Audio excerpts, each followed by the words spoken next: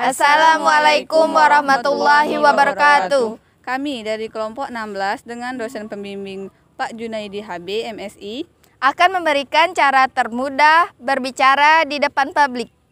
Dalam hal ini akan disampaikan oleh Saudara Andri. Selamat menyaksikan.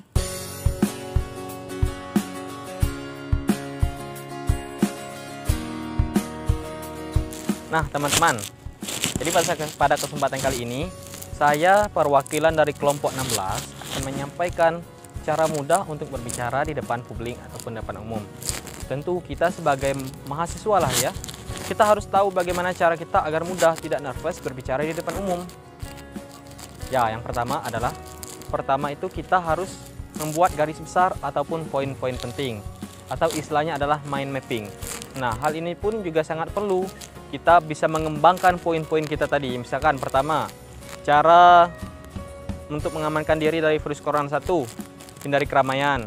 Kedua, jaga pola kebersihan. Nah, itu bisa kita kembangkan teman-teman.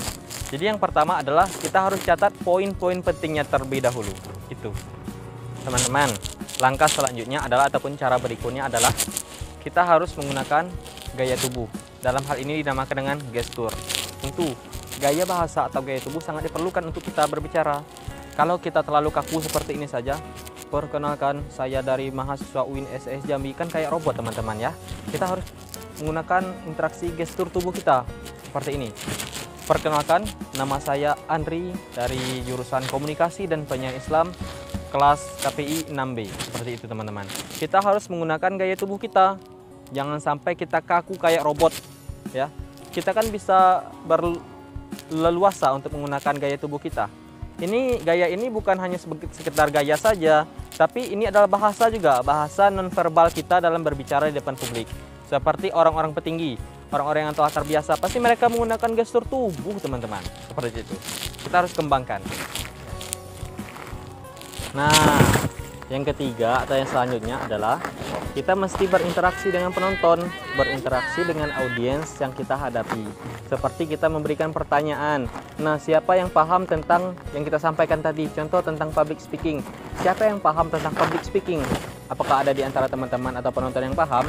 Kita mesti ada kontak dengan penonton ataupun dengan audiens kita. Itu bisa menjalin keakraban kita. Kalau sudah akrab, jadi kita bisa leluasa, bisa santai kita berbicara, tidak monoton. Kita sudah terbiasa gitu, sudah terjalin hubungan keakraban antara penyaji dan penonton seperti itu. Berikutnya adalah kita harus kenali penonton. Jangan sampai kita berbicara depan audiens, kita berbicara depan anak-anak, tapi yang kita bicarakan ataupun yang kita berikan materi adalah materi tentang orang dewasa. Tentu ini tidak layak. Kita harus kenali penontonnya ya. Lihat yang menyaksikan kita itu orang yang umurnya berapa, orang yang tingkatan sekolahnya berapa. Kalau kita berbicara di depan orang-orang ataupun orang-orang kampung, kita berbicaranya dengan bahasa yang intelijen, tentang bahasa yang luar biasa, ilmiahnya, tentu mereka tidak akan paham. Kita harus pahami penontonnya seperti itu. Jangan sampai kita merubah gaya bahasa kita demi terlihat keren, demi terlihat wow, kita sok-sok ilmiah gitu. Padahal yang menyaksikan kita itu bukan orang-orang perkuliahan, tapi orang-orang kampung, orang-orang desa, orang-orang biasa. Tentu kita harus pahami kondisi demikian teman-teman, seperti itu. Nah teman-teman, untuk selanjutnya adalah ini yang paling sering kita lakukan di sini. Yang sering kita lakukan dimanapun kita berada saat kita berbicara di depan umum. Yaitu apa? Yaitu kita sering sudah terbiasa menggunakan nah, itu merupakan contoh yang tidak bagus untuk berbicara di depan publik. Kita walaupun lancar berbicara, apabila kita ada kalimat itu bakal tidak terlihat lancar teman-teman. Jadi contoh misalkan, saya merupakan lulusan dari Universitas A, Universitas B misalkan.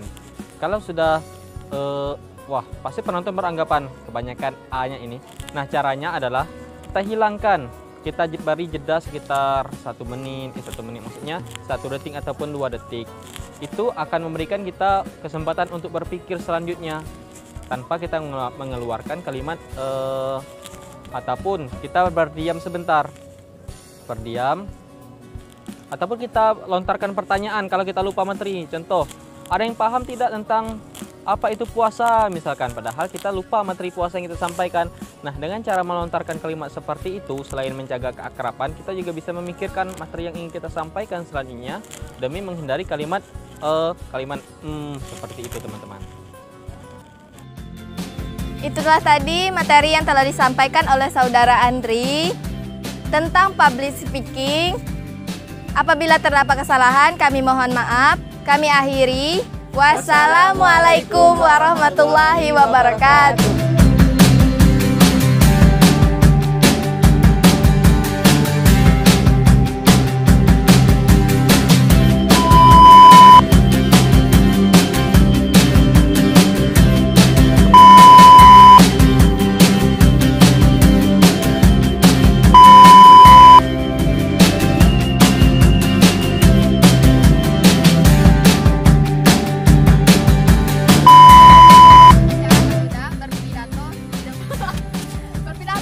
Berpidato.